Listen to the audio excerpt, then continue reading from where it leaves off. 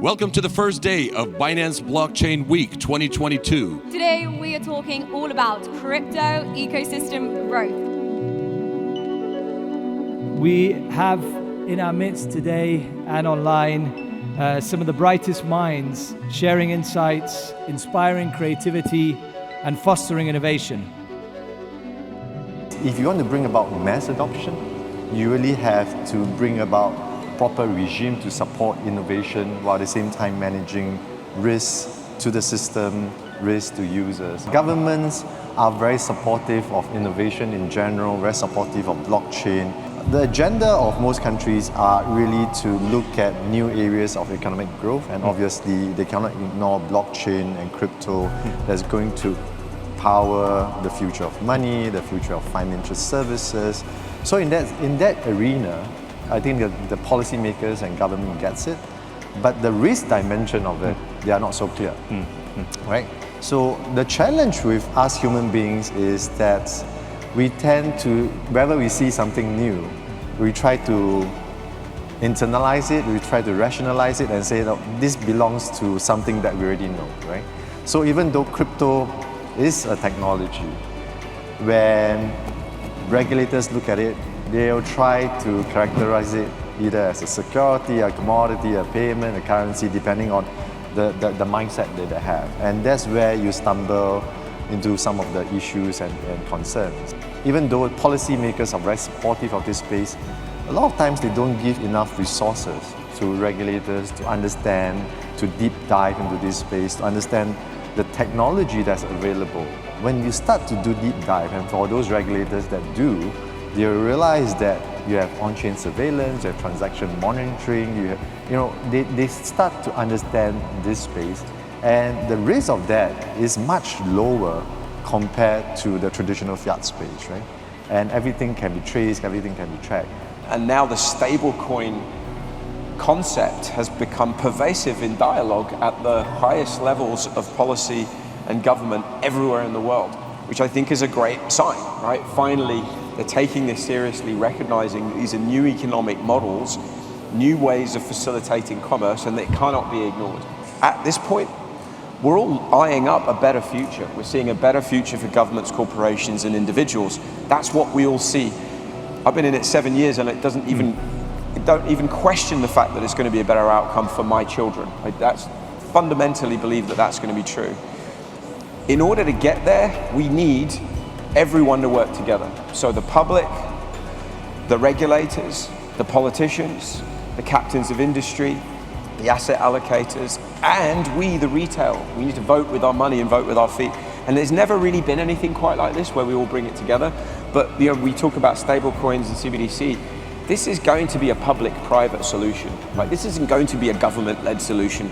Governments don't have the knowledge to do this properly. So this is an exciting element of the future, is collaboration and education. So education piece is extremely important, including for traditional media, right? The focus of that narrative is always look at the volatility. It's up and down, it's so volatile. I can assure you, if you look at the equity space in the last... We have not only been using blockchain and metaverse technology to provide new and profound entertainment experiences, but have been preparing an ecosystem for the future of prosumers and content creators. Play to create.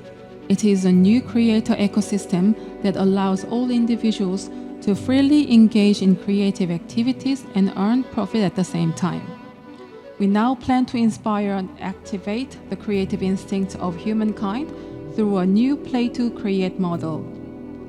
In this P2C ecosystem, individuals will be able to enjoy recreations as a form of entertainment while utilizing the killer IP contents of SM and receiving compensations. In addition, we expect play-to-create ecosystem to popularize blockchain. If coins were previously the only form of economic compensation, individuals will now be able to use the various IPs of art, items, and music that are provided through NFTs to create new content by prosumers and the users. Let's put this way. If a young kid, let's say a genius, use the services and skills provided within the SM metaverse, They may become a global music producer and possibly songwriters for SM artists. And it is a key to surpass a simple play-to-earn system of playing games to earn money. And it must evolve into play-to-create, where the joy of creation is shared. Not even just the genius girl or genius boy, not just a regular or normal 12-year-old boy and girl. If they can create or if they can produce songs and dances, and they can make a song or a dance for the famous SM artists, we're gonna make it. So they can do it through our the SM metaverse. That's my imagination. SM will hold hand with the world-leading Binance in order to establish the P2C ecosystem and have started working jointly on the blockchain mainnet, NFT, and EcoFund. You will also be able to find an SM entertainment-themed area called SM Townland in Sandbox. A recreator economy will be utilized where users can enjoy games and create NFT items using SM's IP. Recent events have really shown why what we do as an industry is so valuable. Well, what's the point of what we do? Why do we do what we do? You see, blockchain technology at its core is about trust amongst people who don't trust each other. What we do as an industry is we enable the world to work together a little differently. Last night I was at the opening of the... And what did Web 2 give us? Facebook, Google, Amazon, these Goliath organizations that seem to know more about us than spy agencies do and have more collective power over the flow of data and your access to web services than the ITU does. The world order does. And now we're looking at the same set of problems revisited with blockchain. It's here to stay. It's a multi-trillion-dollar industry. You're here. You paid for a ticket. You're interested in this space. Maybe you're here for NFTs in the metaverse. Maybe you're here for DeFi. Maybe you're here from Zanzibar trying to give people internet access. Doesn't matter where you came from, why you came, you're here. And the problem is, unlike Web 2 and Web 1, there's no leader. There's no canonical company. There's no cabal of people who make these decisions for you. If we're truly decentralized, if we're truly an open ecosystem, we collectively have to somehow come together and figure this out for ourselves. Decentralization is hard. It's expensive. The protocol complexity is extreme. So many things can go wrong. It's frustrating. The reality is the protocols are getting good enough to really service the needs of millions to billions. On the horizon, we have high-performance proof of stake, recursive snarks, beautiful bridges with layer 2 protocols. The tech is there, or it's getting there. In the next 24 to 36 months, many of these protocols are turning on.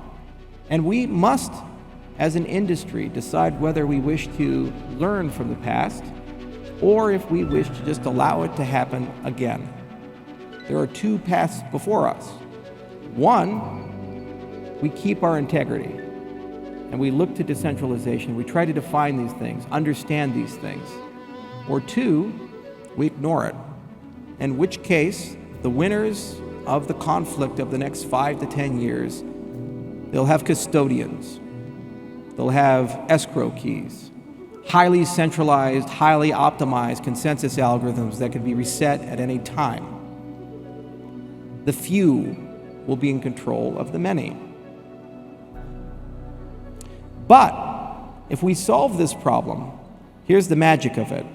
We change not just the cryptocurrency space, but we change the entire world. This technology isn't just about moving value around. It's about your vote, your voice, your identity, your privacy, the water you drink, the winners and losers, the markets you interface with, your credit score. Every single institution that we rely upon, from the universities to the fintech industry to the healthcare industry, in some way will be impacted and touched by the things that we build. So like I said 8 years ago when I spoke at TED, I believe the future will be decentralized. Think about it. Communication is already disappearing. Our watch tells our friends about our achievements, our fitness achievements. Our phones tells our lights to turn on when we get close to our home. Or, for example, rain sensors calls irrigation systems, and so on. We send and receive thousands of messages per day, a lot, if not most of them, without actively engaging in communication per se. Which means that in a way, communication is already disappearing, to some extent at least. It does happen, but is no longer apparent. So this is all happening because communication is fast, inexpensive, global, and automatic. Blockchain-based decentralized IDs can prove our identity and carry our assets across multiple metaverses. Data can become an asset that you truly own and monetize. And thanks to zero-knowledge proof and other similar technologies, you can choose to share it in a fully anonymous manner without decreasing its value along the way. The act of taking time out of your busy day to make cash payments, write a check, scan a QR code, punch a PIN code in a card reader, or confirming biometrically an NFC payment will no longer be needed. Payments will disappear. But until they can do that, they first need to evolve from where they are right now. We are building a highly scalable blockchain layer whose throughput can scale with demand beyond 100,000 transactions per second through sharding or parallelization, if you want.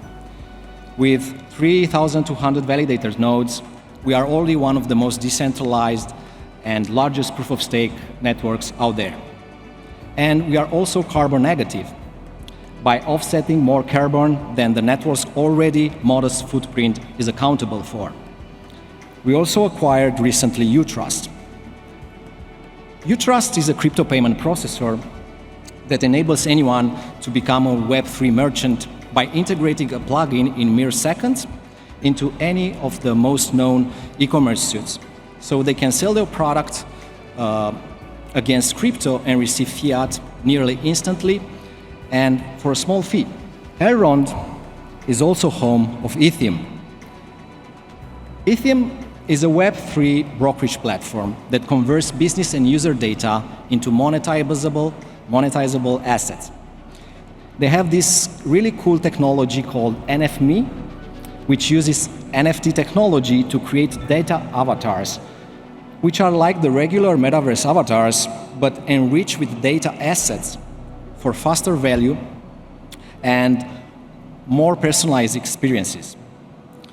Web3 is the internet owned by the builder and the users, orchestrated with tokens. So, here are my punchlines. Ownership has power, and Web3's value is to empower ownership. And as a wallet, our value is to empower Web3's users and builders, just like what browsers used to do to the internet. Everyone probably here has a bank, and you might think wallets also hold your Bitcoin. No, that's not the case for non-custodial wallets by the definition of it. We don't hold any of your Bitcoin or NFT. So what do we do then? We're essentially your user interface to connect you to interact with the blockchain for any of the activities that you need to do. So non-custodial wallets' whole value proposition is to provide open access, full control, and responsibilities to you for you to have the free conduit to interact with the blockchain. While we're excited about building and growing the industry, I do want to draw your attention to potential risk. Wallet could be on the edge of becoming another Web2 corporation, either due to business intuition or due to regulations. But you might ask, who cares? Why is Wallet become a Web2 corporation bad for the industry? Because the centrality of a Web2 business model will create silos that ultimately accrue values to itself. And I will argue this will exacerbate wealth gap and power gap, which is exactly the opposite what Web3 is supposed to achieve. And with Web3, we have an opportunity to create a new economic system that will enable a long-term sustainable relationship between corporation and users that will not fall into the curse of the capitalism, which we have seen in the Web2 world. But if wallets, the UI gateway to Web3, slip into a Web2 model, such opportunity to make that economic reform will be really hard to fulfill. We, as wallet builders, we definitely have a long way to grow to make our product easier to use, to empower our users. And we must consider how to make things as open source as possible to empower the builders in the space to better build the projects and get integrated and plug into users. And we call for public stakeholders and policymakers to really empower us as the industry as a whole, be able to fulfill the Web3 mission, which is ultimately good for the society. Thank you so much.